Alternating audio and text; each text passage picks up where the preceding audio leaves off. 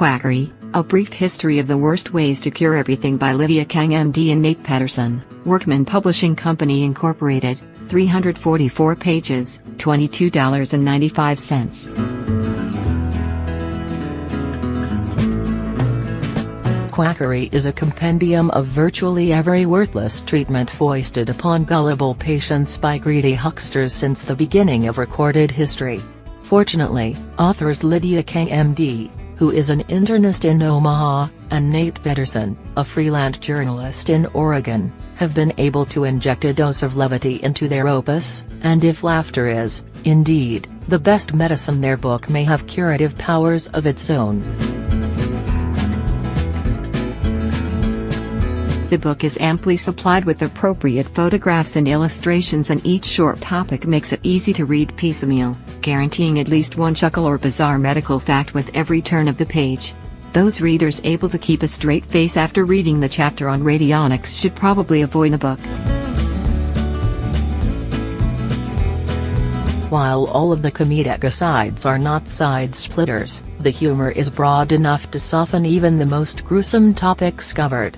If scatological jokes are the reader's cupful, or bulb syringeful, of tea, then the mother lode may have been discovered here.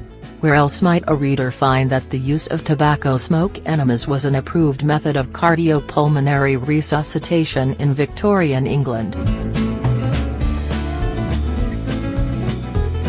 While the majority of medical and surgical mismanagement was done by scientifically ignorant self-promoters, some of the worst offenders were the most acclaimed physicians of their eras. Many of the notable names in the establishment of the medical profession, such as Galen and Paracelsus, promoted the use of poisons like mercury, arsenic, strychnine and radon to treat various ailments. Benjamin Rush, often called the father of American medicine and the signer of the Declaration of Independence, had an astonishing mortality rate of 46% of the patients he treated. And no colonial physician would have been caught without his trusty jar filled with leeches. In fact, the excessive bloodletting by those prized leeches undoubtedly contributed to the demise of George Washington because of a sore throat. In short, this book is highly recommended as a font of arcane medical information. Anyone seeking a transplant of goat testes or a radium-filled jockstrap will now know where to begin.